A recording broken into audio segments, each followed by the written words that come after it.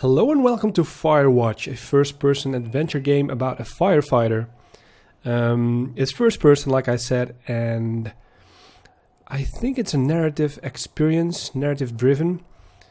I'm not sure how many or much gameplay it contains. There's a story to it, that's for sure. That's why I'm interested to play this game in the first place. There's a trailer, which is awesome, I think. Very interesting. The game has a mature theme, I think. It's between the firefighter and his supervisor, and the firefighter needs to prevent fires. But he's, in the trailer you can see they are not disagreeing or not agreeing with something. And you are playing the firefighter, me in this case. And that's about it. That's all I know.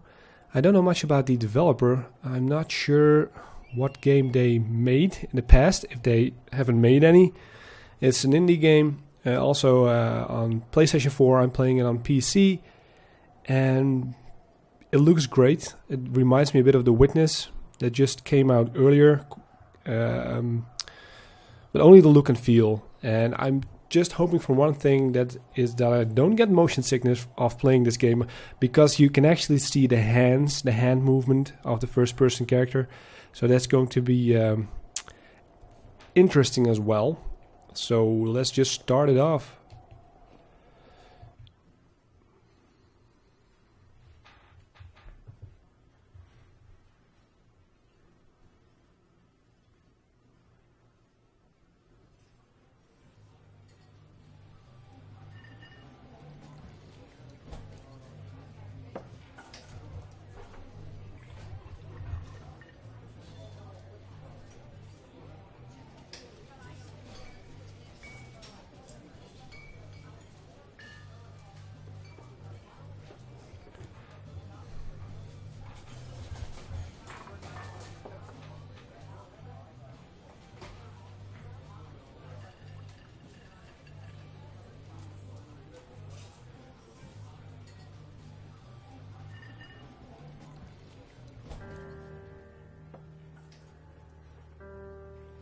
Alright, I'm just going to read this. She's about your age, late 20s, laughing with well-dressed professors and grad students from nearby CU Boulder.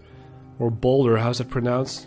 I know the place, I haven't been there, but I've encountered the name before.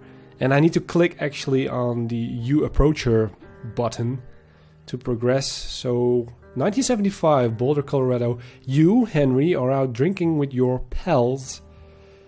And then I approach her, and then what? They kiss? I'm drunk. Oh, I have to choose already? Yeah, that's one thing I need to make clear here. It's about choices. There are definitely a lot of story choices you have to make. And that leads to a different outcome and different outcomes during the game. Alright, so what's your major? You're pretty. I'm drunk, so let's go with you're pretty. Drunk people are mostly genuine, right?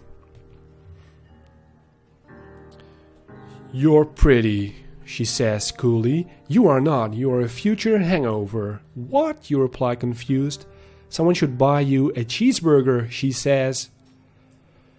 And then she flags down a waiter, and 1 week later, you are Julia's boyfriend. Henry and Julia.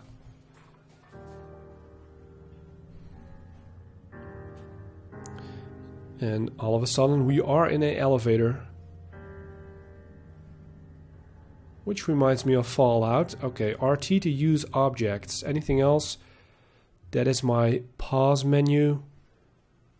Nothing special there. Maybe, okay, these are my in-game menu. Notes and documents. We haven't found anyone yet. And it seems pretty straightforward. I like that. Not too difficult to learn. I'm just pressing buttons here, and I guess I walk. You can see his hands already a bit. That might create motion sickness, but who knows? Maybe for the viewer, maybe for the player, I'm not sure. We need to pick up our backpack over here. And I wonder, is he a firefighter already? Is this like in the past? Clearly 1975, but does it Do we go into the future or what? Or is this just a prologue? And I guess he already is a firefighter because that looks like a firefighter truck. Then again, it's just a pickup truck. So we're at a parking lot. I guess let's just try to... And the reason why I'm looking at all these stuff, because it really reminds me of Fallout 4. Loot everything you see. I guess that's not the type of game, but let's just check it anyhow. You never know. Look at his hands. Just who would move his hands walking like that? Just come on. Anyway, we're not here to bully the game already. There's no sprint button. Oh, there is. X. Alright, so now I get the hang of it. I guess we need to GTA out of here. Get in the truck. Put your bag in the back. And you date for over a year. How was it related, the part I just played? She drives you absolutely nuts. It's great. Alright. And then what? You move in. You share an apartment near the school with a view of the mountains. That sounds cool. You two drink beers out on the deck. You drink beer just about anywhere. I'm that of a drunk, aren't I? Life is good. Julia wants to get a dog. Yeah, okay. Things are going well, family man. There's a scruffy, undersized beagle. Julia is in love. She wants to bring it with her to class. There's also an intimidating but gentle-eyed German shepherd. Nothing bad could happen to Julia while walking this dog. It's badass. Okay, I'm going for badass or beagle. You pick up the beagle and she names him Bucket. You adopt a shepherd and name him Mayhem.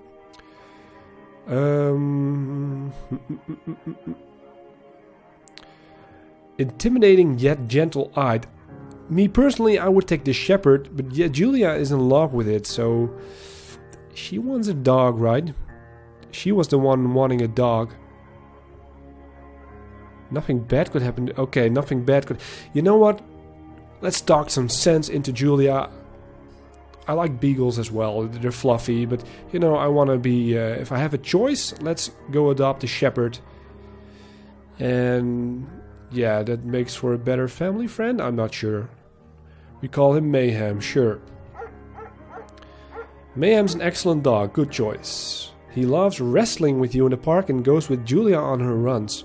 Even though he is too big to bring to school, Julia loves him all the same. That is what I hoped for. Well, Mayhem is a friend, child and pet all rolled into one. Awesome. I'm waiting to something bad to happen right now. Not that I want to, but you know, that's the way it goes. 1979. Okay, we leap forward in time. You talk out on a deck. It's summer, 9:30 p.m. and the heat still radiates off of the high desert. What do you think about kids? She asks. Alright, they're moving along. Did they marry already? Not that they have to, but you know, it's the logical order maybe. Kids, they're not very smart or good at much. Yeah, to start with. I'm saying if you and I have a couple little idiots. Yeah, why not? You know, that would be pretty good. He already has a dog, why not? Just bring in a few kids.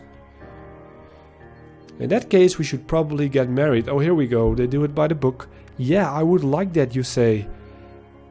They're so compliant. These kids are going to be screwed up enough. It's probably for the best that their parents are hitched. You say she's absolutely right. Alright, they're agreeing on anything.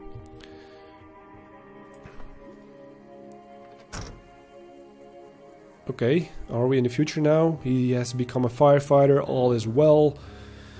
Every day, a stroll out in the forest. It looks terrific. It looks not, you know, high-end graphically. But it's an indie game. And like I said, a little bit out of the witness. A little more detail in it. A little less color. I think the movements are good enough for me not to get motion sickness. So that looks good for now. Then again, my distance to the screen is not that far. And I've read about The Witness, a game that costs This is motion sickness badly. I played it on PC as well, and I didn't notice anything, but people playing on PS4 on their televisions, the distance between the couch and the television is sometimes all of the time, there's more distance between the screen and the player, and that would create the motion sickness feeling. But yeah, I'm just gonna stop with the motion sickness stuff right now and start playing this game. Okay, what do we have here?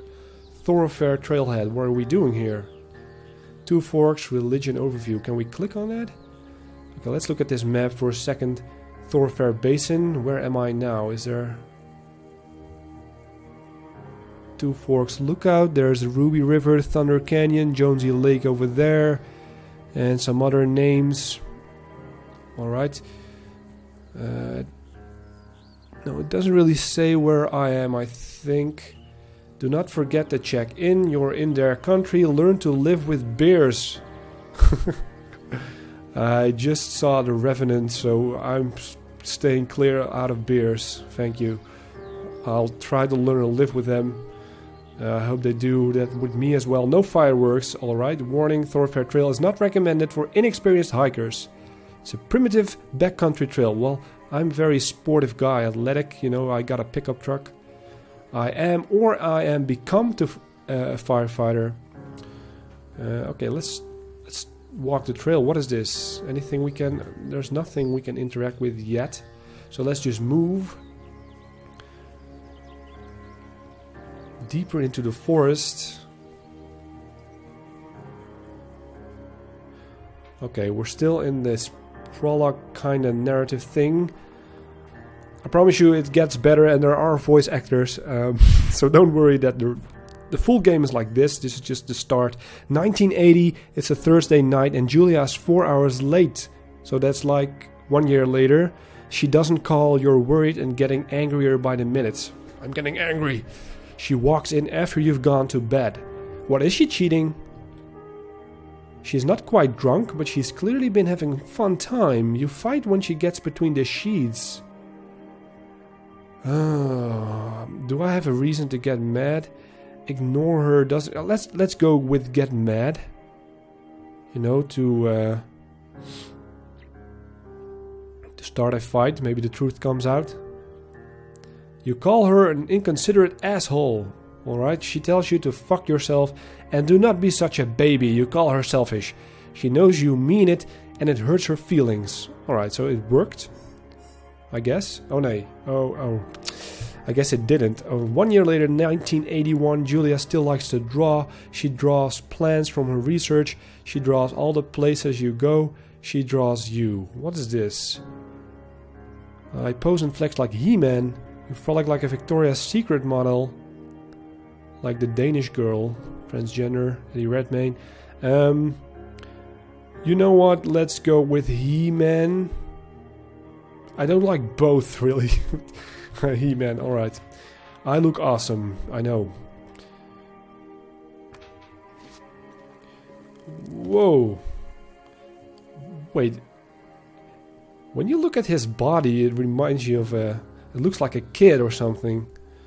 Okay, so the sky is lit up. Fire might be hanging in the air. I'm just... Is it evening? Yeah, the sun is about to go down, right? Not up. Okay, there's a message. Two Forks Fire Lookout. Alright, so he's going to a fire lookout. And his outfit indicates that he already is a firefighter. Climb over obstructions. We can do that. Hop over.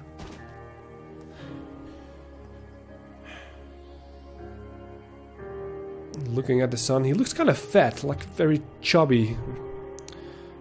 I noticed that in the trailer already. 1982. During the summers, you and Julia enjoy walking mayhem at night. What about the fight earlier? What was that? We still have to resolve that. There's a festival in town. It brings in folks from faraway places. Do we have a child yet? I guess we don't. One of them tries to mug you with a knife. That's not very nice. Mayhem runs away. May me move. Fuck the dog, Julia yells. She gets flustered and has trouble speaking when she's stressed. You confront the attacker. Yeah, I would have guessed. You know, if you chose the beagle, he would have attacked the attacker, right? You beat this goddamn face. That's a little aggressive. I mean, if the other option is to scare him away, I'll go for that. Although he threatens my wife. Then again, let's scare him. If that works, you know. You reach into your pocket like you've got a gun and threaten to kill him. You manage to scare all three of you. Oh, all three. Okay, so that wasn't maybe the freaky choice. He runs away. Julia asks to take a different path from that day forward. You say, okay, you don't want to go that way either. For then on, you walk by the river. Alright, so where is this going? What does this all mean? 1984, plans to have kids, get waylaid by work. Oh, that's not good. Shit is going not very well anymore. Julia gets offered a job at Yale. Yale is in Connecticut, 2,000 miles away. It's a great job, associate department chair. She wants to move. You absolutely do not.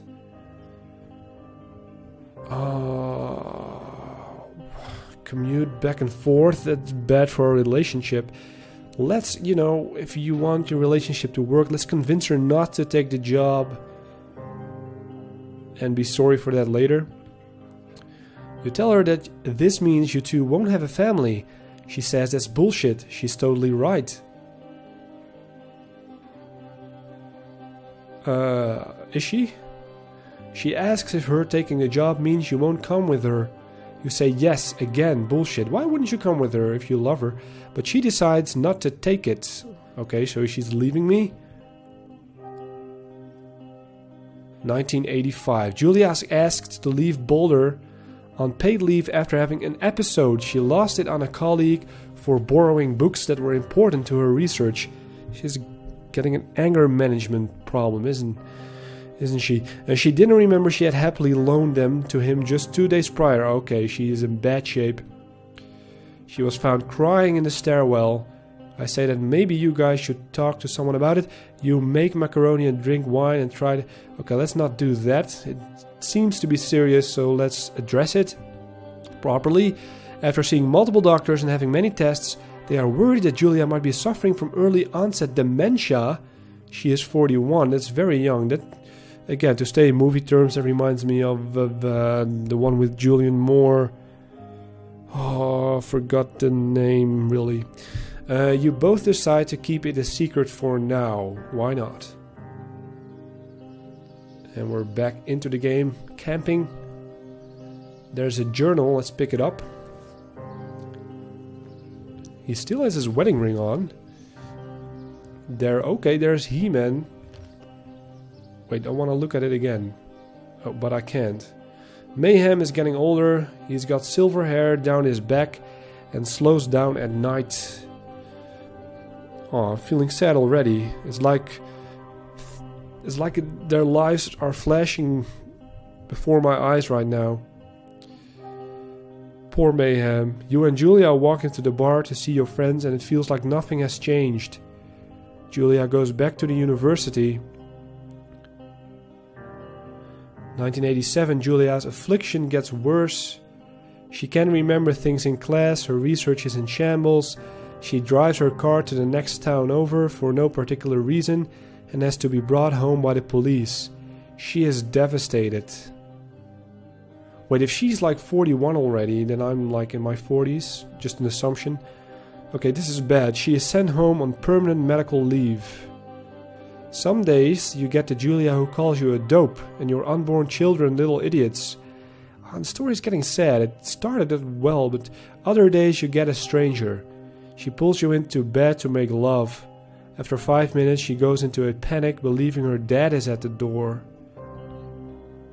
You tell her family. They're crushed and begin to make trips to and from their home in Australia to visit her. Okay. For a while your friends come by with little things to brighten the day, but she gets worse. 1988.